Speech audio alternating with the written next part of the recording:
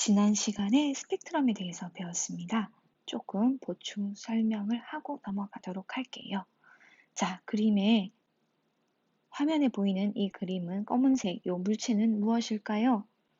네, 이 물체는 분광기가 되겠습니다. 그쵸? 이 분광기를 통해서 빛을 보면 우리가 뭐를 관찰할 수 있다고 했죠? 네, 스펙트럼을 관찰할 수 있다고 했습니다. 말이 너무 어렵죠? 자, 스펙트럼이 뭐라고요? 네, 여러 가지 색의 띠를 우리가 스펙트럼이라고 한다. 그래서 우리 지난 시간에 스펙트럼은 두 가지 종류가 있다고 배웠습니다. 네, 연속 스펙트럼과 선 스펙트럼이었어요. 그쵸? 연속 스펙트럼은 이렇게 빨주노초 파남보. 네, 연속 스펙트럼의 경우에는 자, 태양과 같은 백색광을 뭐를 통해서 봤을 때, 분광기를 통해서 봤을 때 우리가 관찰할 수 있는 스펙트럼이 연속 스펙트럼이라고 이야기했어요. 빨주노초, 파남보, 빛의 띠가 연속적으로 나타나게 되죠. 선 스펙트럼은 우리가 어떻게 관찰할 수 있다고 했어요? 불꽃의 중에서도 이제 겉불꽃에 세니까 이 겉불꽃에 뭐를 갖다 댔을 때 금속 원소를 갖다 댔을 때 뭐를 우리가 관찰할 수 있다라고 했죠? 네, 불꽃색을 관찰할 수 있다라고 이야기를 했어요. 그래서 이 금속 원소마다 불꽃색이 다르다고 했어요. 그쵸? 이 불꽃색을 뭐를 통해서 보면 분광기를 통해서 뭐를 본다고요? 이 불꽃색을 본다고요. 그러면 이 분광기 안에서 우리가 뭐를 관찰할 수 있다? 다양한 색깔의 띠를 선 모양의 다양한 색깔의 띠를 우리가 관찰할 수 있습니다. 네, 이걸 우리가 선 스펙트럼이라고 한다고 했죠. 그쵸? 근데 이때 색깔의 띠들이 선 모양으로 나타납니다. 연속적이지 않고요. 띄엄띄엄 나타나게 되어요. 자, 이렇게 나타나는 이유는 금속 이렇게 나타나는 이유는 자, 원소가 열을 받으면 에너지를 얻어서 불안정한 상태가 됩니다. 근데 이때 다시 안정한 상태로 돌아와요. 돌아오면서 어떤 일이 벌어지느냐? 불안정해졌다가 다시 안정한 상태가 되면서 뭐를 방출한다? 에너지를 방출하게 됩니다.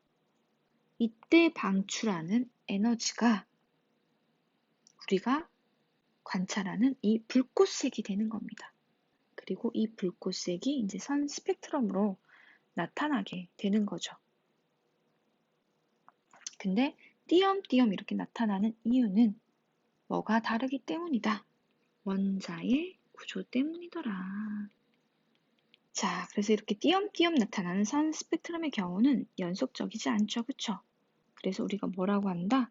불연속 스펙트럼이라고 우리가 합니다. 밑에 보니까 흡수 스펙트럼이라는 게 있네요. 이 선 스펙트럼과 굉장히 비슷하게 생겼어요. 선으로 나타난 색깔의 띠가 흡수 스펙트럼에서는 반대로 까맣게 나타나고요. 자, 까맣게 나타났던 배경이 흡수 스펙트럼에서는 빨주노초 파남보로 나타나고 있어요. 그쵸? 얘 역시 연속적이지 않다. 그래서 불연속 스펙트럼이라고 이야기를 합니다. 그래서 선 스펙트럼의 경우는 우리가 흡수 스펙트럼과 반대죠. 그쵸? 그래서 얘는 방출 스펙트럼이라고 이야기를 해요. 아까 설명을 했죠? 원소가 열을 받아서 불안정하게 됐다가 다시 안정해지면서 에너지를 방출하게 되는데 이때 방출하는 에너지가 지금 분광기를 통해서 선 스펙트럼으로 보이는 거라고 이야기를 했어요.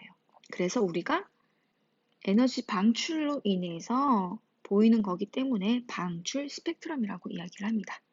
자, 그 다음에 흡수 스펙트럼의 경우는요. 연속 스펙트럼과 마찬가지예요. 태양과 같은 백색광을 분광기를 통해서 본다면 연속 스펙트럼이 나타나야 하거든요.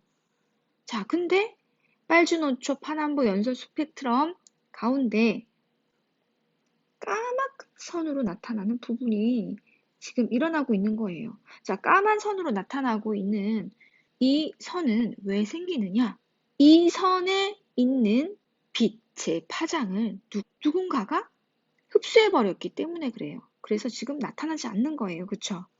백색광 앞에 위치하고 있는 저온의 기체가 특정 파장의 빛을 흡수해 버렸기 때문에 그 빛만 까맣게 나타나는, 선으로 까맣게 나타나는 겁니다. 이것을 우리가 뭐라고 한다? 흡수 스펙트럼이라고 한다. 알아둬야 할 것은 뭐죠? 네, 우리가 알아둬야 할 것은요. 우리가 알아줘야 될 것은 이 선 스펙트럼이에요.